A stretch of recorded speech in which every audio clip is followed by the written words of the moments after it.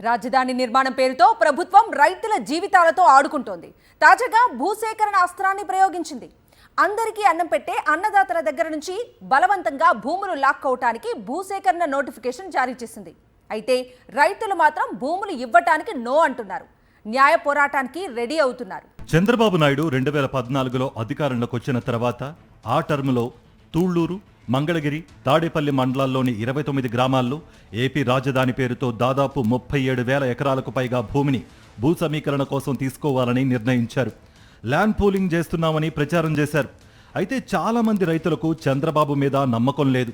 ఆ సమయంలో దీన్ని వ్యతిరేకించారు. కానీ అప్పటి చంద్రబాబు ప్రభుత్వం ఎక్కడా వెనుకడుగు వేయలేదు. రైతుల వాయిస్ను పట్టించుకోలేదు. ఎల్లో మీడియా ద్వారా అబద్ధాలను ప్రచారం చేయించారు. అంతేకాదు భూములను ఇవ్వని రైతులను వేధించి వెంటాడి అక్రమ కేసులు బనాయించి భయపెట్టారు అప్పటి అధికార టీడీపీ నేతలు. దాంతో ప్రభుత్వం అరాచకాన్ని భరించలేని రైతులంతా విధి లేక గత్యంతరం లేని పరిస్థితుల్లో తమకు ఇష్టం లేకపోయినా ప్రభుత్వానికి భూములు ఇచ్చారు. అయితే కొంతమంది రైతులు మాత్రం ప్రాణాలైనా వదులుకుంటాం గాని భూములు మాత్రం ఇవ్వమని తేల్చి చెప్పారు. ప్రభుత్వం ఎన్ని చిత్రహింసలు పెట్టినా మౌనంగానే భరించారు. ఈ నేపథ్యంలో భూమి ఇవ్వని రైతుల దగ్గర నుంచి ఎలా అయినా సరే భూములు లాక్కోవడానికి అప్పటి చంద్రబాబు ప్రభుత్వం భూసేకరణ అస్త్రాన్ని ప్రయోగించింది. ల్యాండ్ యాక్విజిషన్ యాక్ట్ ద్వారా బలవంతంగా భూములను లాక్కోవడానికి ప్రయత్నించింది. అయినా సరే భూములు ఇవ్వం అని మొదటి నుంచి బాబు విధానాలకు వ్యతిరేకంగా ఉన్న రైతులు తేల్చి చెప్పారు. తమ భూములను కాపాడుకోవడానికి కోర్టులను ఆశ్రయించారు. ఈ నేపథ్యంలోనే చంద్రబాబు ప్రభుత్వం మారిపోయి వైఎస్ జగన్మోహన్ రెడ్డి ప్రభుత్వం అధికారంలోకి వచ్చింది. చంద్రబాబు ప్రభుత్వం ఇచ్చిన ల్యాండ్ యాక్విజిషన్ నోటిఫికేషన్ కాలపరిమితి తీరిపోయింది. దీంతో రాజధానికి తమ భూములు ఇవ్వం అని పోరాటం చేసిన రైతులు ఊపిరి పీల్చుకున్నారు. ప్రశాంతంగా నిద్రపోయారు. ఈవీఎంల మహిమో మరే కారణమో కూటమి మళ్లీ అధికారంలోకి వచ్చింది. గతంలో ఎవరైతే భూములు ఇవ్వలేదో వారి దగ్గర నుంచి భూములను ఆక్కోవడానికి భూసేకరణ అస్త్రాన్ని ప్రయోగిస్తోంది.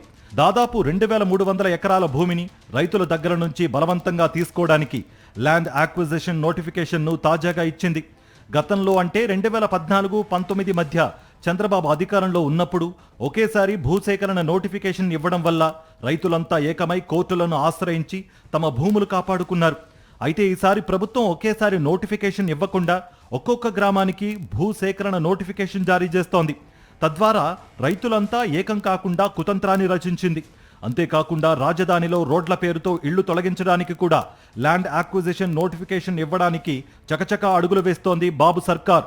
రోడ్ల పేరుతో అడ్డం వచ్చిన ఇళ్లను తొలగించడానికి భూసేకరణ నోటిఫికేషన్ అస్త్రాన్ని ప్రయోగిస్తోంది. అయితే రైతులు మాత్రం ప్రభుత్వాన్ని ఒకటే ప్రశ్నిస్తున్నారు. 10 ఏళ్ల క్రితం భూములు ఇచ్చిన రైతులకు ఇప్పటి వరకు అభివృద్ధి చేసిన ప్లాట్లు ఎందుకు ఇవ్వలేదని మండిపడుతున్నారు. ఇప్పుడు మా భూములను, ఇళ్లను బలవంతంగా లాక్కుని మమ్మల్ని రోడ్ల మీద పడేస్తారా అని నిప్పులు చెరుగుతున్నారు. అసలు మా భూములు తీసుకుని ఆ భూముల్లో ఏం కడతారో చెప్పాలని డిమాండ్ చేస్తున్నారు. రైతులు అడిగే ప్రశ్నలకు అధికారులు గాని ప్రభుత్వం గాని బదులు ఇవ్వడం లేదు. ఎలా అయినా భూములు లాక్కోవడానికి భూసేకరణ నోటిఫికేషన్ ఇచ్చారు.